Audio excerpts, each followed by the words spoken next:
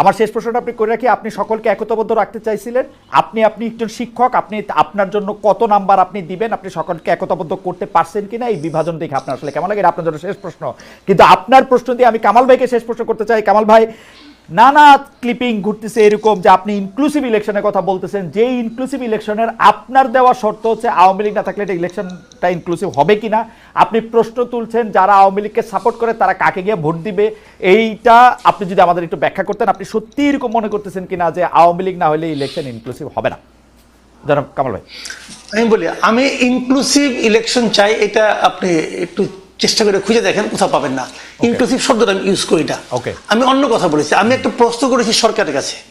সেই প্রশ্নটা হলো যে এই দেশে কমপক্ষে 1 কোটি, আমি যেটা বলেছি সেটা বলছি, কমপক্ষে 1 কোটি লোক আছে। আসলে এটা 1 কোটি হবে না, কারণ জাহেদ একটা হিসাব দিয়েছে, সেই হিসাব অনুযায়ী করলে প্রায় 2.5 কোটির মতো হয়। ঠিক আছে, আমি তবু 1 কোটি বলছি, 1 কোটি আমি থাকি। কারণ আমার হিসাব হলো কি, আওয়ামী লীগ যেবার সবচেয়ে কম ভোট পেয়েছে সেইবারও পেয়েছে 2,28,00,000 ভোট, এটা হলো 2001 সালে। তারপরে দেশে ভোটার সংখ্যা বেড়েছে, আওয়ামী লীগের দুঃশাসন বেড়েছে, কাজে এই সব মিলিয়ে কমে টমে আমি এটাকে খুব কনজারভেটিভ হিসাব করলে আমি বলতে পারি যে মিনিমাম এই দেশে 1 কোটি লোক আছে যারা জীবনে কোনোদিন নৌকা ছাড়া অন্য কোনো মার্কায় ভোট দেয় নাই। আমার এটা অবজারভেশন।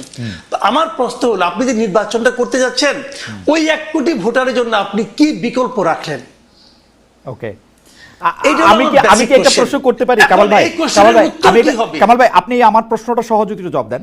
সেটা হচ্ছে যে বাংলাদেশে একটা রাফ হিসাবে 10 কোটি ভোটার আছে, যদি আমরা হিসাবের সুবিধাতে ধরে নিই। এই 10 কোটি ভোটারের 3টা ইলেকশনে ভোট দেওয়া হয় নাই, ভোট দিতে দেওয়া হয় নাই স্বাধীনভাবে। ওই 1 কোটি লোক যাদেরকে আপনি আওয়ামী লীগের সমর্থক বলতেছেন, তারা এটাতে মজা নিছে, আরাম করছে, হ্যাডম নাই বলছে, তাদের তো একটু শাস্তি পাওয়া হইছেই। আমি যদি এমন ভাবে বলি, তারা এবার ভোট দিতে না পারলে না, আমি ওটা ওভাবে দেখি না, আমি ওভাবে দেখি নাই কেন। আমি বলি আপনাকে, দেখেন, একটা আওয়ামী লীগের গত 3 বছর 3টা শাসন, যেটা আমি 2014, 18 এবং 24 যেটা ধরি, এই 3 বছরে আওয়ামী লীগের যারা নেতৃত্বে ছিলেন তারা এই দেশের মানুষকে ভোট জিনিসটা ভুলিয়ে দিতে চেয়েছেন এবং তারা গায়ের জোরে এই কাজটা করেছেন। এই অন্যায়ের কোনো সীমা পরিসীমা নাই এবং এই জন্য যারা এই কাজটা করেছেন সবারই বিচার হওয়া উচিত।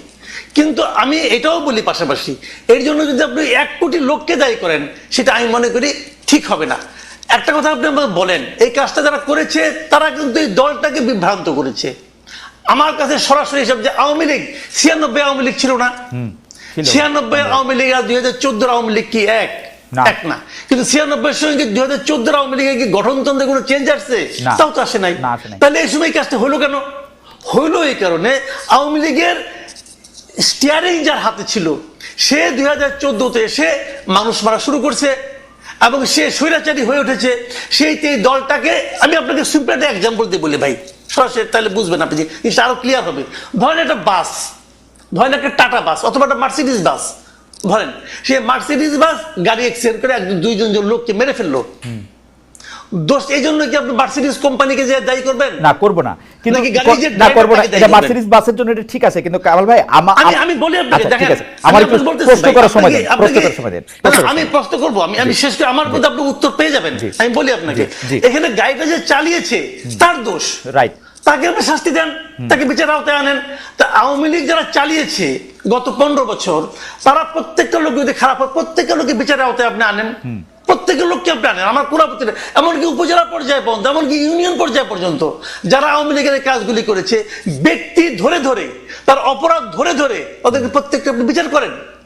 কিন্তু যারা আওয়ামী লীগের সঙ্গে জড়িত, আওয়ামী লীগ করে না মানে কি, তারা আওয়ামী লীগের কমিটিতে ছিল না, আওয়ামী লীগের সুবিধা নেয়নি, অথবা আওয়ামী লীগকে কেবল ভোট দেয়, অনেক লোক আছে এরকম, তারা আওয়ামী লীগের যে ভোটটা দিয়ে আসে আর কিছু না, এবং সে নৌকা মার্কা ছাড়া আর কোনো মার্কে ভোট দেয় না।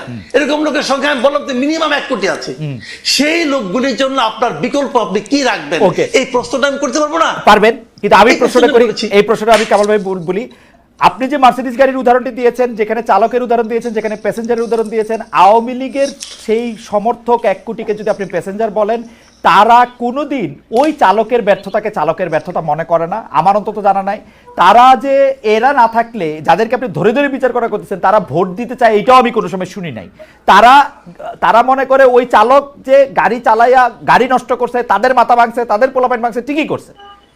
এবং তারা এর জন্য চালকের শাস্তি টাস্তি, চালকের ছবি না থাকলে তারা নৌকার ছবি দেখে না ভাই।